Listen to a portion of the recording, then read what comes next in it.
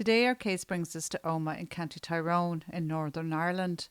It is around 68 miles west of Belfast City and it has a population of around 20,000 people. Omagh is a market, shopping and light manufacturing centre for the district. Tourism is important and Omagh's numerous festivals and events attract many visitors. The town came to international attention on the 15th of August 1998 when a car bomb exploded in a shopping district, killing 29 people and leaving more than 200 injured. The real IRA would go on to claim responsibility. 9 years later, another tragedy would occur which again would have a profound effect on the community. This is the story of the McGovern family and how on the 13th of November 2007 they would be killed in a house fire at their home at number 4 Lammy Crescent in Omagh. Lorraine McGovern, the mother, was born on the 22nd of September 1978 to parents Kevin and Teresa McGovern.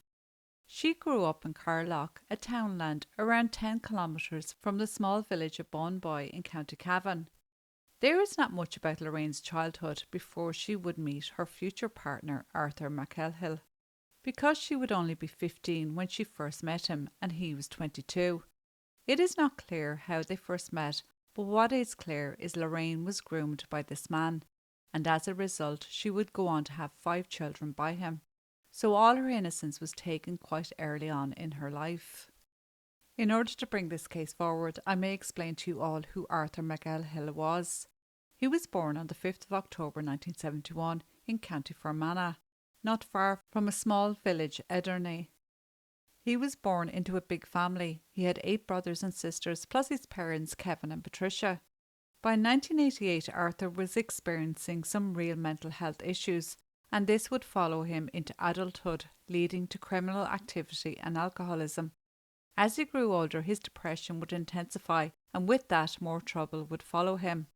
Just before his 17th birthday in 1988, he attempted to take his own life. This would not be his first time to try, and he was admitted to the Tyrone and Fermanagh Hospital, to the DOP, which is the Department of Psychiatry.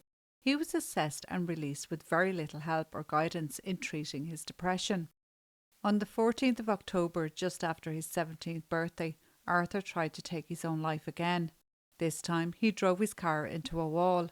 He failed and spent the next 6 days in hospital and would be released against the recommendations of the doctors. A social worker was assigned to him, but because of their workload, he was not made a priority. 7 months later, he was deemed well and was discharged from the mental health services.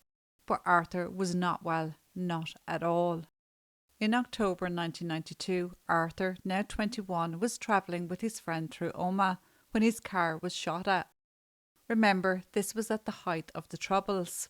His friend was shot and wounded but survived, and Arthur escaped uninjured. But emotionally he was left scarred from the incident. It was a case of mistaken identity by the IRA. In September 1993, Arthur decided to break into a house to rob it, but inside was a 17-year-old girl sleeping, who he attacked viciously by beating her and sexually assaulting her. The girl was left with emotional and physical scars. When he was caught and arrested, he was brought to court where his case was deferred for 6 months, and he was let out on bail under strict conditions, one of them being to stay away from drinking and stay in contact with his probation officer daily. He was also to attend counselling sessions at Erne House, a psychosexual clinic. It was within these 6 months, in late October 1993, that he would meet Lorraine McGovern. Arthur received a 2-year suspended sentence in March 1994 for the attack on the young girl. 2 years later, in September 1996, another 17-year-old girl who lived in a caravan in Fermanagh at the time was attacked by Arthur while he was drunk. He was again released on bail and referred to Erne House once more for counselling. When Lorraine met Arthur in 1993, it wasn't long before she was pregnant. She was afraid to tell him on account of his volatile nature, and so kept the pregnancy secret from him until she was nearly due. Lorraine gave birth to a beautiful baby girl, Caroline, on the 28th of August 1994, a month before her 16th birthday. Lorraine continued to live with her parents and Arthur with his, but he would visit both quite often. After 2 years of living with her parents, Lorraine decided to move to Omagh in 1996 and move in with Arthur's sister, while he continued to live with his parents. He would visit both again on a regular basis. While Lorraine was living with Arthur's sister, it was then he was in trouble for the assault on the second 17-year-old girl in the caravan.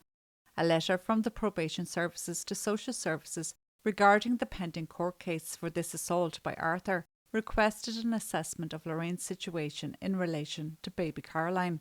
On the 9th of December 1996, both services visited Lorraine, and there was no further contact again until February 1997, when social services visited Lorraine and Caroline at the home of Arthur's sister, where they were still living at the time. The case was closed after this visit, and no records indicated there were no child protection concerns noted. But in May 1997, social worker case notes showed the need for a case review, but this did not happen. In September of 1997, the probation services contacted social services once more, and they met again. This time, baby Caroline was put on the child protection register. Obviously, whatever was being said by Arthur in the counselling sessions gave grave concern to the probation services that baby Caroline could be in danger. But did they revoke bail and put Arthur behind bars? No. They left him free until his trial at Omagh's Crown Court on the 22nd of April 1998. He was sentenced to 3 years in prison, followed by 2 years custody probation order. His suspended sentence in his previous conviction was reviewed and changed, and it would therefore run concurrently with his new sentence. He was also put on the sex offender register indefinitely. Remember this one for later. Following the conviction and sentencing, baby Caroline was removed from the child protection register, and by September 1998 the case was closed. A year and 4 months later, Arthur would be released from prison on the 11th of August 1999. He would move in with his parents and subject to his 2-year probation order. Lorraine and Caroline continued to live with Arthur's sister, but because of Arthur being out now and having access to baby Caroline, reports started to come in that she may be in danger. A conference was held on the 8th of September 1999, a month after Arthur was released. The probation officer attended the conference, and he relayed very concerning information. He told those attending that Arthur was able to identify his own risk factors: alcohol, sexual talk amongst males, and emotional stress. The prison psychologist's report classed him as high risk of committing sexual offences again, and this was the reason why he was still receiving counselling. After this conference took place, another was scheduled for December 1999. At this meeting, it was revealed that Lorraine and Caroline were now living at number 4 Lammy Crescent, a small estate of around 30 houses, situated on Brookmount Road in Omagh and right beside St Connor's Primary School. Remember when I said to take note that Arthur was on the sex register list? Lorraine at this time wanted Arthur to live with them. The team spoke about the fact that legally Arthur could move into the house once he complied with the registration requirements of the sex offenders scheme by notifying his probation officer and the PSNI, which is the Police Service Northern Ireland, of a change of address. They agreed that all assessments be completed before he moved in with Lorraine and Caroline, and it was agreed that Caroline stayed on the child protection registration. By now, Caroline was pregnant with her second child. In April 2000, the case was transferred from the short-term family intervention team to the long-term, which meant a change in social workers. Little baby Sean was born on the 18th of April of that same year, and it was deemed that Sean was safe, and so he was not added to the register. The psychologist at Erne House, where Arthur was still attending, said that Arthur seemed to have his drink under control, and that it was more likely that it was teenage girls who were at risk and not young children if he were to re-offend, although this could not be guaranteed. The psychologist said he would continue to work with Arthur, and it was up to Lorraine to act as protector when it came to their children. Lorraine's therapist agreed. Arthur moved in with Lorraine and the 2 children 7 months later in November 2000, after notifying the PSNI and his probation officer. In December, there was another conference, and it was decided that Caroline was to be taken off the Child Protection Register without all the reports being submitted by the different bodies involved, including the psychologist's report and the therapist's report. The social workers had made regular visits to the family home, and both Arthur and Lorraine were deemed cooperative. This would turn out to be only 4 visits in a 5-month period. The last visit the family would ever get from a social worker was on Christmas Eve 2000. In April 2001, the case was closed by the SOS Care Northern Ireland, which is the health and social care system used by social workers. No reason was given. On the 11th of August, Arthur was no longer on probation and was assessed as medium risk. During this time, from June to August, he was also being reviewed by the Sex Offender Risk Management Team, and he was reassessed as low risk.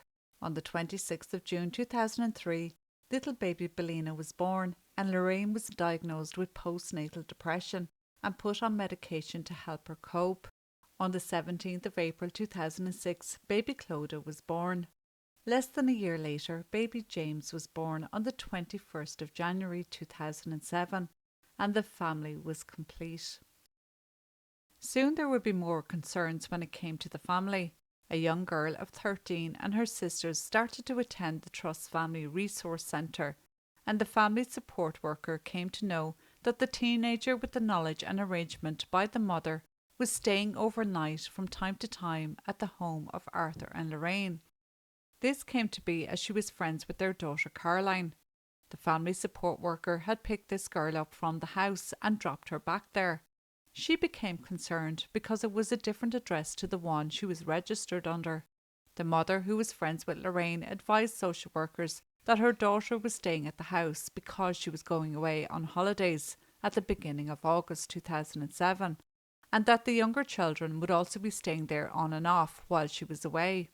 The social worker told the mother that she should check on the suitability of the people she was letting care for her children. The assigned social worker visited the home of the teenager but did not pursue the matter further.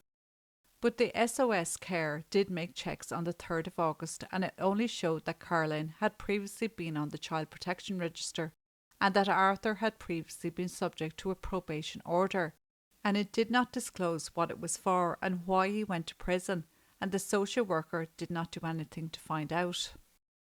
The family support worker was not happy and so pushed for the assigned social worker to investigate more. The social worker went to speak to the mother of the teenager once more when she came back from her holidays. The mother informed the woman that when she returned, her daughter refused to come home. The social worker said she would speak to the teenager and try to get her to. On the 22nd of August, the social worker visited the home of the teenager about another matter, and her staying away from home was never mentioned. On the 11th of September 2007, the PSNI received a call from Lorraine concerning an incident between the teenager and her mother at her house. The PSNI went to number 4 Lammy Crescent and contacted the out-of-hours trust services looking for permission to leave the teenager at the home of Arthur and Lorraine. Consent was given with no checks done by either the police or social services, and the police were told that the assigned social worker would be informed. From the 12th to the 17th of September, the family support worker contacted the teenage girl and her social worker, advising that police checks needed to be undertaken in respect to Arthur and Lorraine, that she was not happy with the situation. The social worker visited the home of the teenager and spoke with her mother. The girl was not present and was still living at number 4 Lammy Crescent. So the social worker went to number 4 the next day and spoke with Arthur and Lorraine, but did not discuss the living arrangements of the teenage girl, but spoke about her mother. On the 19th of September, police were called again to number 4 and they spoke with Arthur and Lorraine concerning an incident with the mother of the teenage girl, who was still living at the house as well. The risk manager who was on duty at the time heard what was being reported by police, and he in turn told police who Arthur was and the nature of his offences in the past. No steps were taken that evening by social services to remove the teenager girl from the home. It wasn't until the next day that the girl was actually removed. It was later revealed that this girl had been groomed by Arthur and he had indeed been abusing her. At the same time, he was also on the social network site Bebo, posing as his 7-year-old son Sean by using his photograph and pretending to be him to groom young girls. On the 14th of October, Caroline, now 13, contacted the police in a distressed state about a row between her parents, Arthur and Lorraine. Police responded immediately and spoke with Lorraine. She told them that all was good now and the row was over. Arthur and the children were not seen by officers as they were all in bed. The officer did not take further action at that time, but did send a notice to trust on the 25th of October, 11 days later, and the referral was coded green by the Gateway team and was placed on a waiting list. On the 5th of November, the risk manager visited number 4 Lammy Crescent and spent an hour with Arthur and Lorraine. Everything was played down by the two, and they said Caroline had overreacted the night she called police back in October, that it was just a row. The risk manager said that all seemed good and both were in good form. Little did he know how wrong he would be, because in less than 8 days all 7 would be dead. On the 13th of November 2007, at around 4 a.m, neighbours in Lammy Crescent awoke to the sounds of glass breaking and screams coming from number 4. The house was on fire. Both parents, Arthur 36, Lorraine 29, Caroline 13, Sean 7, Belina 4, Clodagh 19 months and baby James 10 months were all inside. Emergency services were called immediately and neighbours tried their best to get the family out, even putting all the ladders they could find up against the walls of the house so they could escape. A neighbour would later say that the blaze was huge, it was raging and so hot that it was next to impossible to stay at the house for any length of time. When the emergency services arrived, it was clear that they were too late to save anyone. The whole family had perished. Initially it was thought to be an accidental fire, but when the fire was put out and it was somewhat safe to go inside, they realised that this was no accident, it was intentional. The smell of petrol in the hallway and through the downstairs rooms was unmistakable. At first the fire inspector thought that maybe a petrol bomb had been put through the letterbox, that the family had been targeted, but this was not to be the case. In the days before the fire, Lorraine had hinted to friends that she was going to leave Arthur, and there was evidence of this in the upstairs bedroom. 5 bottles of baby formula were prepared and left in an overnight bag. It was one of the few things that survived the fire. It is thought that Lorraine either told him she was leaving or he discovered that she was. At around 2 a.m, while the whole family slept, Arthur visited his local petrol station and filled up 2 5-litre canisters and brought them home. He went upstairs and locked each of the bedroom doors so no one could escape or help each other to escape. He then went downstairs and poured every drop of petrol in each room, from the hallway to the living room to the kitchen. He then set it alight and went back upstairs to where Lorraine was sleeping and waited. Neighbours would later say they remembered seeing Lorraine at the window trying to escape, and Arthur coming up behind her and pushing her away, and instead he stood in the window with a look of menace before turning away himself in the calmest of manner and disappeared into the flames. Poor little 13-year-old Caroline would make a frantic call to emergency services, asking for help as the house burnt down around her. As she scrambled to gather the children that were in her room with her to try and get them out, but there was nowhere to go. She cried, telling the operator, "Help me, I'm burning." The call lasted a total of 6 minutes, but Caroline only spoke for 1 minute of that time. The rest of the call were screaming and shouting and crying in the background. The end of the call was the sound of gasping, thought to be Caroline taking her last breath. She would later be found in her bedroom with her phone underneath her. The phone call would later be played at the inquest, and I'm sure those that heard it will haunt them forever. In 2010, the Royal Humane Society made a special in memoriam award to the relatives of Caroline to mark the bravery she showed in the face of death. All the bodies were removed later that day, with Arthur being the last to be removed. One neighbour said it was heartbreaking. As each body was being brought out, the coffins were getting smaller and smaller. Initially, it was planned that all 7 would be buried together after the bodies were released from the Belfast mortuary in Forest Green Hospital, where post-mortem examinations were carried out.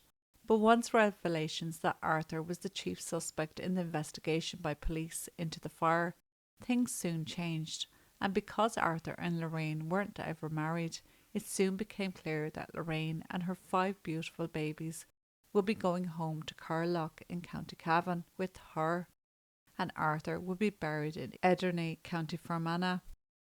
By May 2009, the police inquiry into the fire was completed, and it was announced that there was going to be no prosecution over the murders as Arthur was deemed responsible for all the deaths, including his own. Arthur had been put on antidepressants 9 weeks before the fire, and he told doctors that he was depressed over his weight and the division of household chores. He said Lorraine was always shouting at the children without reason, but it would also come out through witnesses that he was physically abusive towards Lorraine, and she was often seen with bruises. Both sets of parents of Arthur and Lorraine made statements after the inquest, thanking all those involved in trying to rescue the family and all those who came forward to give witness statements to help get to the truth of what happened that night, how they were heartbroken that their lives would never be the same again. In 2011, it was decided that the house would be knocked down and maybe a remembrance area would be built there for the community, but this idea was voted against, as it was thought it would have been too painful for the children in the school next door who had gone to school with Sean, and so it remained an empty lot for many years. Today, a new house stands on the plot and hopefully a happy family lives there, full of laughter. The neighbours recall how the other children would play on the street and ride their little tractor and bikes in the cul-de-sac, so I'm sure it is good to see that again. Rest in peace, Lorraine and her 5 beautiful babies.